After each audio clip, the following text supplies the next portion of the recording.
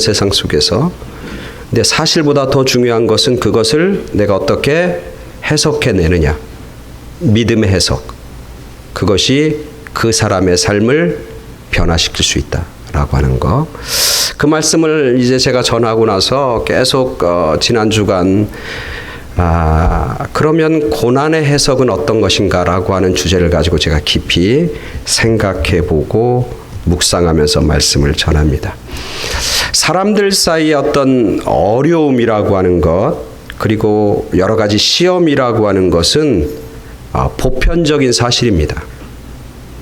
보편적인 사실이라고 하는 것은 남녀노소 상관없이 다 어려움을 당하고 트러블을 당하고 시험을 당한다는 거예요.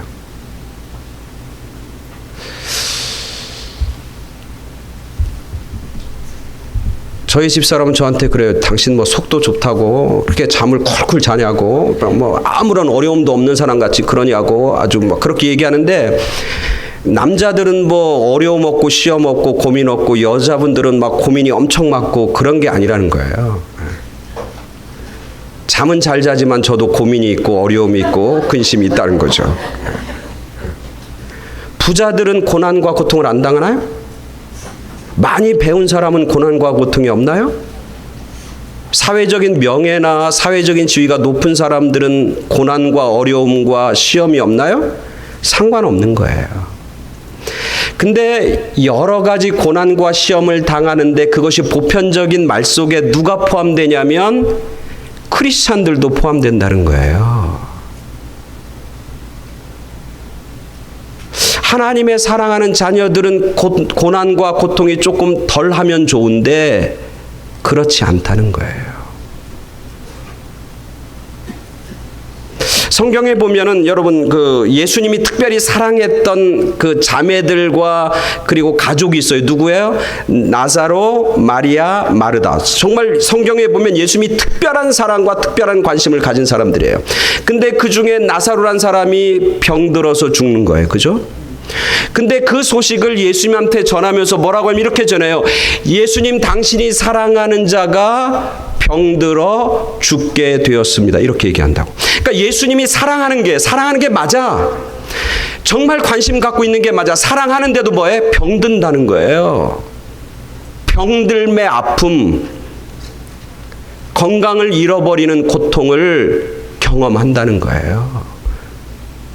그러니까 예수님이 사랑하는 자, 사랑하지 않는 자와 상관없이 이 땅에 있는 모든 사람들은 다 고난과 고통과 아픔을 경험하고 또 그것을 감당해 낸다고 하는 거예요. 오늘 본문에 보면 1절 이렇게 시작돼요. 내 형제들아 너희가 여러 가지 시험을 당하거든.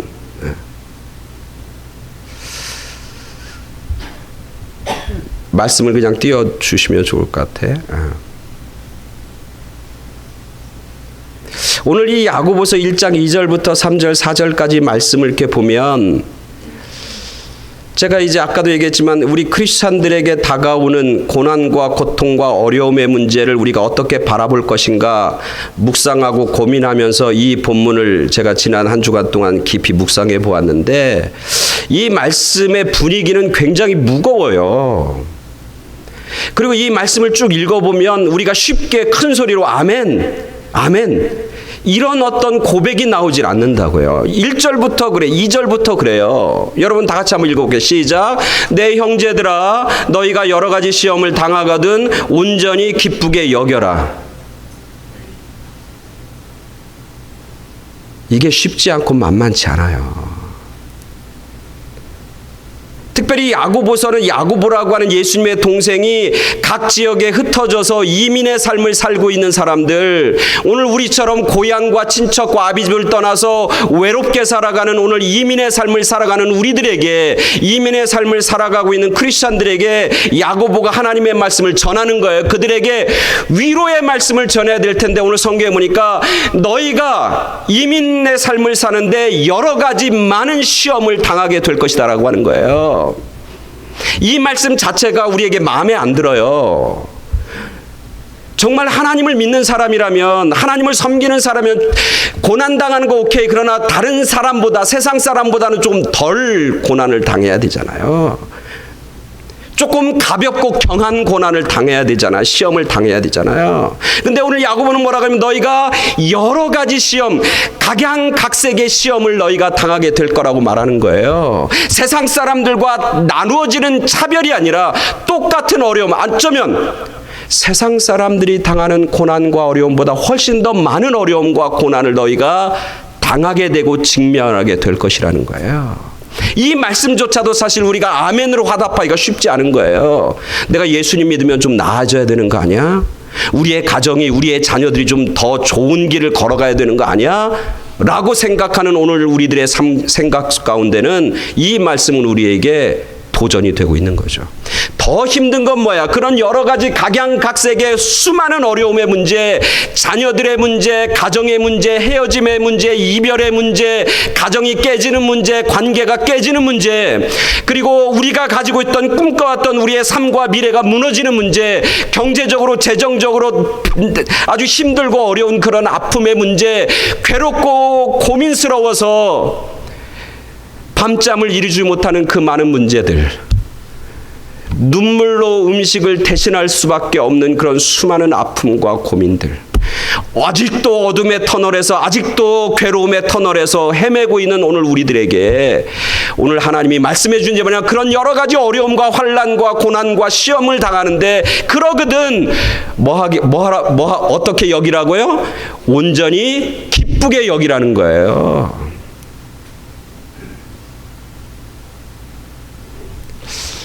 어떻게 보면 진짜 고난과 아픔을 경험하지 못한 사람들의 헛소리에 불과하다라고 하는 생각도 갖게 되는 거예요. 어떻게 그 깨진 아픔, 망가지는 관계들, 여전히 고통과 아픔 가운데 방황하는 자녀들, 이별과 그리고 헤어짐의 슬픔과 고통 가운데 여전히 마음 한구석에 시린 마음을 가지고 있는 사람들에게 오늘 하나님은 그런 여러 가지 어려움이 당하거든 기쁘게 여기라. 기뻐할 수 있나요? 쉽게 아멘이라고 고백할 수 있나요? 굉장히 무거워요. 3절에 봐요. 3절에 보니까 그 무거움은 가시지 않아요. 우리가 답답하게 만든 그 마음은 우리가 씻겨지지 않는 거예요. 3절 보세요. 다시 시작.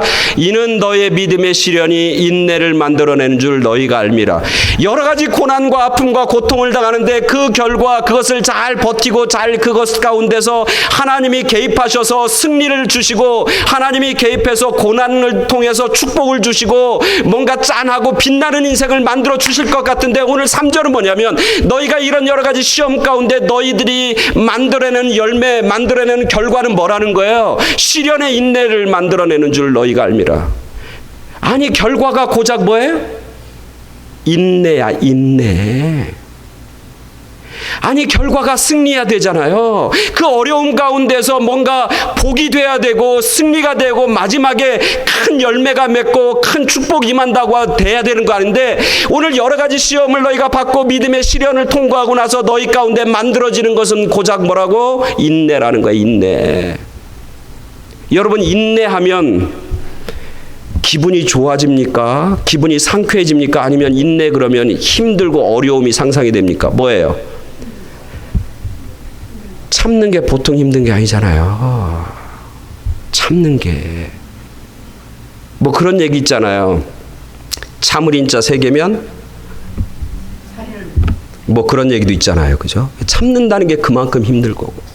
근데 결국 여러 가지 환난과 어려움을 통해서 우리 가운데 만들어지는 것은 인내라고 하는 거예요. 힘든 거. 어떻게 보면 어려운 거.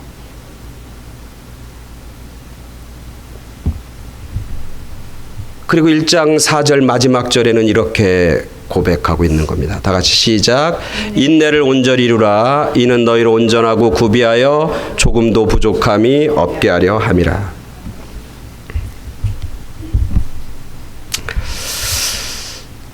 이 절로 돌려주시고 이 말씀을 제가 일주일 동안 계속 묵상하면서 우리 가운데 어려운 문제가 당하고 어려운 시험이 당하는데 어떻게 이런 말씀을 주시나? 그럼 우리가 인내하면 그 어려움과 그 환난에서 우리가 버티면 되나? 견디면 되나? 이런 생각을 갖고 있는 거예요. 굉장히 마음속에 좀 무겁고 어두운 생각이 막 드는 거예요. 그래서 이 본문을 제가 열심히 공부를 하고 열심히 해석을 했어요. 그러면서 이제 깨닫게 되는데 이 본문이 가지고 있는 깊은 의미가 있더라고요. 뭐냐면 이런 거예요. 우리 한국의 번역으로는 잘 드러나지 않는데, 자, 내 형제들아 너희 가운데 여러 가지 시험을 당합니다. 이건 우리가 인정하잖아요. 많은 시험이 당하잖아요. 근데 여기서 중요한 것은 뭐냐면 기쁘게 여기라는 거예요. 이 기쁘게 여기다라고 하는 것은 뭐냐면 이런 거예요. 우리에게 시험을 당하는데 너가 기뻐해라, 이 얘기가 아니에요. 감정의 문제가 아니라고요. 감정. 시험이 오고 어려움과 환난이 당하는데 그게 우리에게 기쁨이 될 수는 없잖아요. 그죠? 막 시험이 있고 어려움이 있는데 막 너무 좋아하는 거예요. 기뻐하는 거예요. 그거 정신 나간 사람이잖아요. 정신 나간 사람. 여기서 이 하나님의 말씀은 이게 기쁘게 여기라라고 하는 번역이지만 영어 번역으로는 뭐라고 되냐면 chance for joy 이렇게 돼요. 야, opportunity for joy 이렇게 되는 거예요.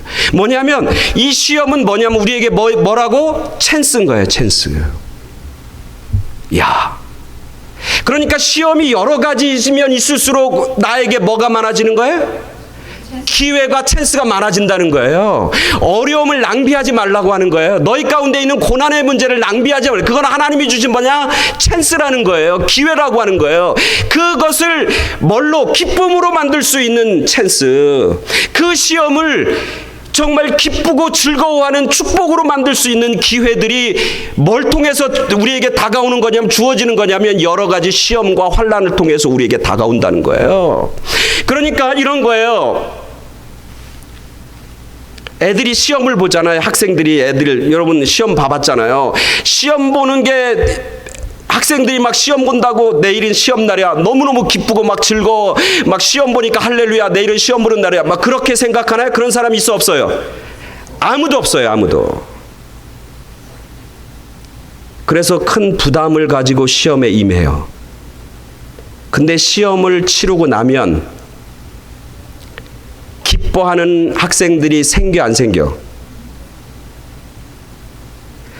아, 여러분 성적을 좋은 A를 못 맞아 받는가 보네. 아니 100점을 못 맞아 받는 모양이네. 아니 시험 볼 때는 막 부담이고 힘든 거야. 그런데 그 시험은 뭐야? 그 시험을 보고 나면 그 시험 통해서 기쁨을 갖고 즐거움을 갖는 아이가 생겨 안 생겨? 생겨요. 만약에 시험이라는 게 없으면 100점 맞을 이유도 없는 거예요. 만약에 시험이 없으면 기뻐해야 할 이유도 사라지는 거예요. 이해가 되세요? 하나님이 주신 여러 가지 시험은 뭐냐면 찬스인 거예요. 찬스, 기회인 거예요. 뭐냐면 기쁨을 만들어낼 수 있는 기회가 하나님이 우리에게 허락해 주신다는 거예요. 정채봉 신이 얘기했듯이 우리의 자녀들, 광야로 나간 자녀들은 뭐가 되냐면 콩나무가 되지만 온실로 나아간 자녀는 콩나물이 된다. 이런 얘기가 있어요. 광야는 고난과 어려움의 땅이잖아요. 자녀들을 광야로 내보낸 사람들은 그 자녀가 그 어려움과 고난을 통해서 뭐가 되면 큰 나무가 되는데, 고난과 어려움을 다 피해서 온실로 가둬 놓은 아이들은 그곳에서 콩나물 정도밖에 되지 않는다는 거예요. 이 말씀이 우리에게 뭐가 돼? 이제는 위로가 되고 힘이 되는 거야. 야, 하나님이 나에게 고난 주는 건 나에게 기회를 주는구나, 찬스를 주는구나. 뭐 할 수 있는 찬스? 기쁨으로, 감격으로 응답할 수 있는 찬스를 나에게 주는구나. 그래서 여러분 여러 가지, 여러분이 시험을 당해요. 어려움을 당해요. 그 어려움이 여러 가지. 그 어려움이 당하면 뭐라고 여러분 생각해야 된다고? 그건 찬스다. 하나님이 나에게 준 찬스. 하나님이 나에게 준 기회다. 그렇게 여러분이 반응해야 되는 거예요. 오늘 말씀이 그래요. 그 다음 절에 넘어갑니다. 3절에 보면 이렇게 얘기해요. 자, 봅니다. 이는 너희가 여러 가지 시험과 환난을 당하는 이런 것들이 너희에게 뭐가 돼요? 믿음의 시련이 되고, 그 믿음의 시련을 통해서 너희가 뭐야? 인내를 만들어내는 줄 너희가 알미라. 우리가 고난을 통해서 우리가 안다는 거예요. 뭘 아냐면 이 여러 가지 시험과 어려움은 믿음의 시련이라고 하는 것. 그리고 이 미련의 시련을 통과하면 우리 가운데 뭐가 남는다고? 인내라고 하는 것이 만들어진다고 하는 것을 우리가 안다라고 하는 거예요. 여기서 우리가 한 가지 이제 단어를 살펴봐야 하는데, 저기 믿음의 시련이라고 하는 단어예요. 이게 이제 우리가 이렇게 받아들일 때는 확 이렇게 마음에 받아들이기가 쉽지 않은데, 여기서 이 믿음의 시련이랄 때 이 시련이란 말은 이제 원어가 가끔씩 우리에게 좋은 인사이트를 주는데, 도끼마니라고 하는 뜻이에요. 도끼마니. 저 믿음의 시련이라 할 때 도끼마니는 뭐를 표현하는 용어냐면, 용광로에 금강석이라고 하는 불순물이 많은 금강석이 용광로를 쫙 통과하고 나오면 뭐가 돼요? 정금이 되잖아요. 순도 100%의 금이 되잖아요. 그죠? 그때 그 용광로를 통과하는 것, 그걸 뭐라고 하냐면 믿음의 시련이다, 이렇게 얘기하는 도끼마니. 그래서 그걸 통과하고 나면, 믿음의 시련이 나오게 되면, 거기에 보면 순도 100%의 정금이 딱 나오면, 그 가운데 뭐냐면, 이거는 도장을 딱 찍는 거예요. 이거는 품질 인증을 하는 거야. 이거는 100% 순도 100%의 정금이야 라고 도장을 딱 찍는데, 그 도장을 찍는 게 뭐냐면 믿음의 시련이라고 하는 도끼마니라고 하는 거야. 거기다 딱 도장을 찍는, 이거는 100%, 이건 걸작품, 이건 완성품, 이런 뜻이에요. 다른 말로 하면 이럴 때도 쓰는 거예요. 뭐냐면 여러분 불가마라고 하는 거예요. 불가마, 여러분 불가마 알죠? 어떤 분은 불가마 그러니까 찜질방을 자꾸 생각하는데, 이 불가마는 뭐냐면 토기라고요. 토기 뭐지? 흙으로 만든 그런 이 토기가, 그릇이, 도자기가 흙으로 만든 흙기가 그 불가마를 통과하고 나오면 뭐가 돼요? 도자기가 되는 거예요. 무슨 도자기가 되냐면 명품 도자기가 되는 거예요.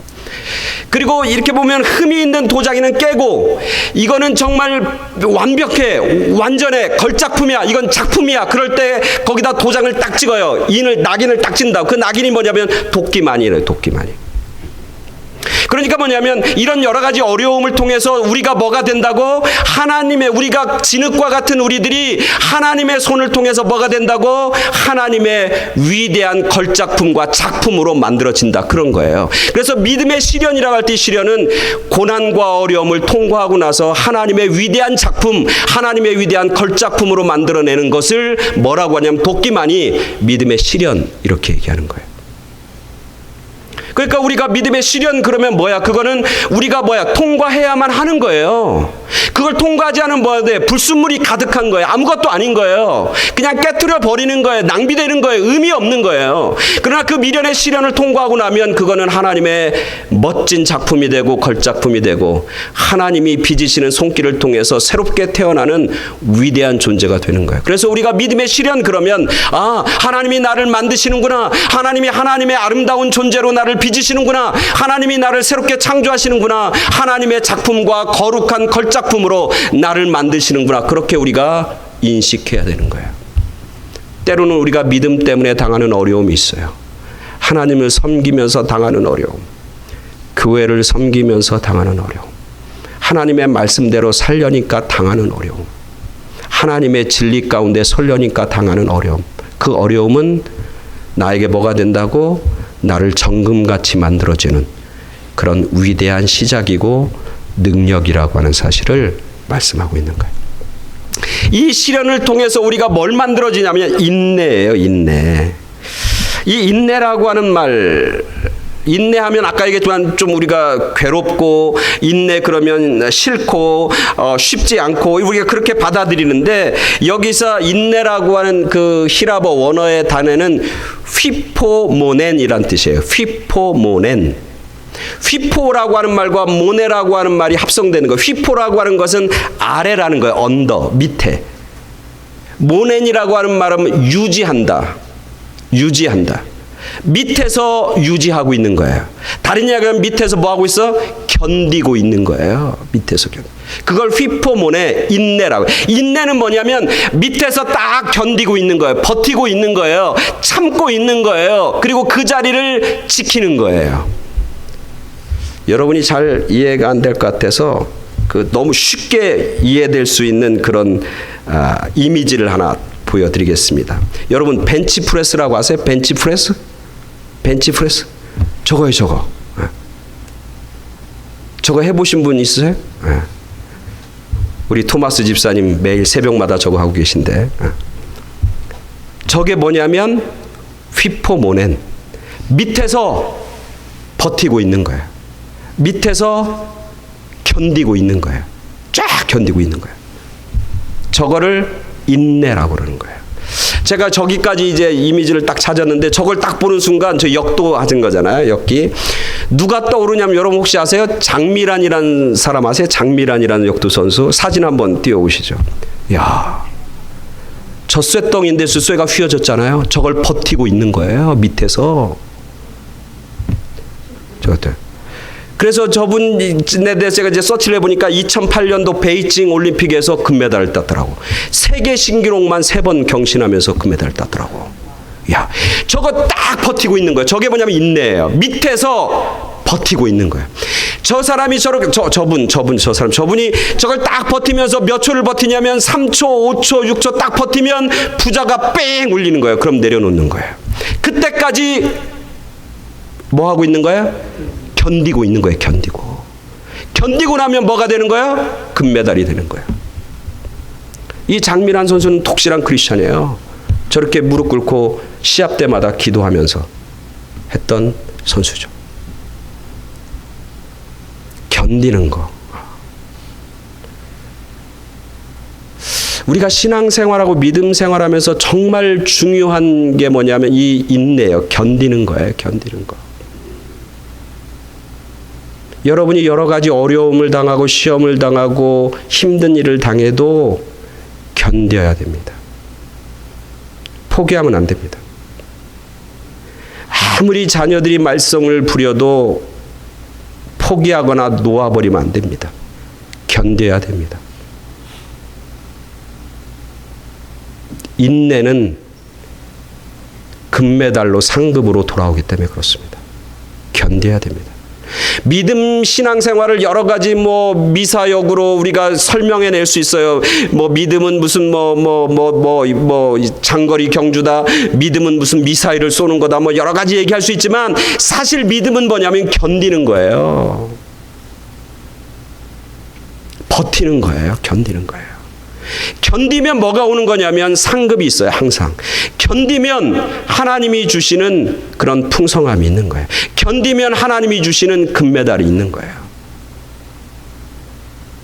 여러분이 얼마나 많은 어려움과 고통과 아픔을 당하는지는 제가 잘 모를 수도 있어요. 그 고통 중에는 사람들에게 드러난 고통도 있고 사람들이 알지 못하는 그런 고통일 수도 있어요. 그러나 그 고통 가운데 우리가 뭘 해야 되냐면 이길 수 있는 힘은 견뎌야 돼요. 견뎌야 사람을 얻습니다. 견뎌야 가정을 회복할 수 있습니다. 견뎌야 주님의 몸된 교회가 세워질 수 있습니다. 무겁다고 힘들다고 포기하고 내려놓으면 실격인 거예요. 탈락인 거예요. 그 견딤의 상급이 우리 가운데 돌아오지 않는 거예요.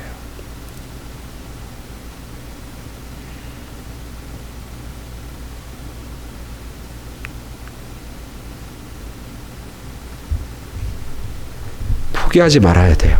아무리 남편이 말을 안 듣고 속삭여도 포기하지 말아야 돼요. 견뎌야 돼요. 견뎌야 돼요. 저는 선배 목사님이 이제 이민 목회하고 이제 새생명교회를 개척해서 막 목회할 때 그 선배 목사님들이 저한테 그랬어요. 지 목사, 이민 목회는 버텨야 돼. 그래서 그 얘기가 마음에 안 들어오는 거예요. 아니 목회를 무슨 버티려고 목회하나? 아니 목회를 무슨 버티고 무슨 견디려고 목회하나? 근데 목회하면 할수록 그 말이 진리야. 목회는 견디는 거더라고. 견뎌야 교회가 세워져요. 견뎌요. 힘들고 어려운 일이 얼마나 많이 있는지 몰라요. 얼마나 많은 이야기들과 비난과 손가락질을 받고 그리고 그런 것들을 당하고 경험하는지 몰라요.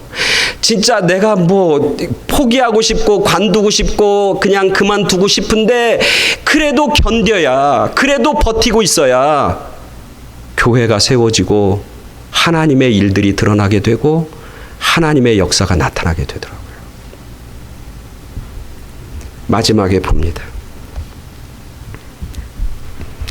그 인내를 통해서 하나님이 우리에게 주시는 열매가 꼭 있어요. 기다리는 자에게. 그 유명한 그 소설책인데 그 그리스의 작가인데 여러분 아실 수 있어요. 니코스 카잔차키스라고 하는, 여러분 아주 그 영화로도 만들어졌는데 그 그리스인 조르바, 히랍인 조르바라고 하는 책이에요. 니코스 카잔차키스. 그 사람이 이제 쓴 장편 소설인데 그 조르바란 사람이 이제 주인공인데 그 사람이 길을 막 가다가 나무에 붙어 있는 그 나비, 그 애벌레를 발견해요.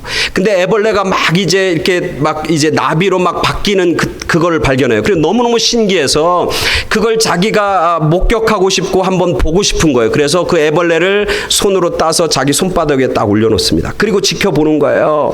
꾸물락꾸물락꾸물락거리면서 이제 그 애벌레가 막 이제 그 애벌레에서 나오고 이제 나비가 되려고 막 그러는 거예요. 근데 한참 걸리는 거예요.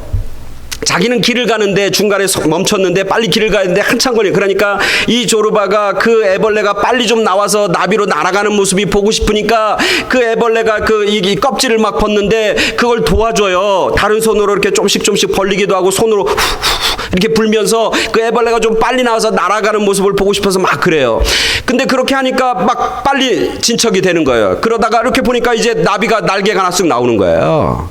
근데 이 날개가 나오더니 날개를 한번 펄럭펄럭 하더니 금방 이 나무가 툭 떨어지는 거예요. 다른 쪽 나비도 나와서 이렇게 보니까 훌러 올라가다가 깡 말아갖고 떨어지는, 그리고는 결국은 나비가 날지 못하고 죽어버리는 거예요. 그러면서 조르바가 깨달으면서 거기에 뭐라고 쓰면 이렇게 됐어요. 인간은 기다리지 못합니다. 인간은 서두릅니다. 그래서 일을 망친다는 거예요.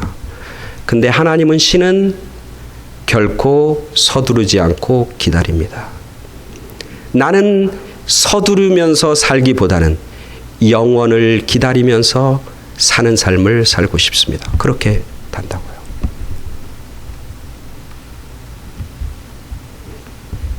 아까 벤치 프레스 한 거 있잖아요. 그 버티고 있으면, 휘포모넨 버티고 있으면, 견디고 있으면 뭐가 생겨요?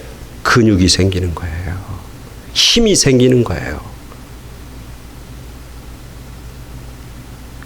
견디고 인내하며 참고 있으면, 견디고 있으면 뭐가 돼요? 나비가 힘있게 날개짓하며 멋진 모습으로 날아가는 그런 삶을 우리는 기대할 수 있는 것이죠. 그래서 오늘 야고보서 우리가 읽은 본문 마지막에 나오는 거예요. 인내를 온전히 이루라. 여기서 인내를 온전히 이루란 말은 또 우리가 한번 해석해보면 그런 거예요. 인내를 우리가 온전히 마지막까지 인내할 수 있는 힘이 우리 가운데 있어 없어? 없어요. 항상 성경에서 온전하다, 완전하다고 하는 것은 누굴 상징하는 거냐면 하나님을 상징하는 거예요. 인내하고 버티고 있는데 그 인내를 온전하게 이룰 수 있는 건 뭐냐면 하나님의 도우심이 그 가운데 임한다는 거예요. 성령이 인내할 수 있도록 도와주신다는 거예요. 그래서 성령의 아름다운 열매 가운데 뭐가 있어요? 오래 참음, 인내라고 하는 게 있는 거예요. 사랑과 일학과 화평과 오래 참음과 자비와 양선, 충성과 온유와 절제니. 여기서 오래 참음, 인내라고 하는 것이 뭐냐면 성령께서 부어주시는 열매, 성령의 역사를. 인내는 우리가 주님 내가 버티겠습니다, 내가 포기하지 않습니다, 주님 내가 견디겠습니다 라고 결단하고 나아가면 그 인내를 온전하게 이루시게 만드심이 누구라고? 성령 하나님. 내가 혼자 엮기 드는 게 아니라 그 엮기를 옆에서 누가 들어줘? 하나님이 들어주는 가치. 견딜 수 있도록 하나님이 나에게 은혜를 주시고 도와주신다. 나는 못 견뎌. 근데 내가 견딜 수 있도록, 내가 포기하지 않다고 내가 작정하고 나아가면, 이제 내가 견디겠습니다라고 결단하면 그때부터 하나님이 온전케 이루시는 분은 바로 하나님이시라는 거예요. 이게 성령의 견인이에요. 견인이 뭐예요? 내가 혼자 못 가는데 견인차가 오면 그걸 딱 묶어서 가게 만들잖아요. 그거예요. 내가 인내를 못해. 그런데 하나님이 그 인내할 수 있는 능력과 힘을 부어주시는 거예요. 그래서 인내를 온전히 이루어 수 있는 거예요. 그걸 통해서 뭐예요? 마지막이 중요해요. 너희로 그걸 통과하면서 너희가 뭐 한다고? 온전하고 구비하여, 다 같이 시작, 조금도 부족함이 없게 하려 함이라. 조금도 부족함이 없는 거예요. 여러분 가운데 어떤 일이 벌어져도 만족함이 있다는 거예요. 이 부족함이 없다라고 하는 말 속에 떠오르는 말이 시편이잖아요. 그죠? 여호와는 나의 목자시니 내가 부족함이 없으리로다. 다른 얘기로 하면 만족함인 거예요.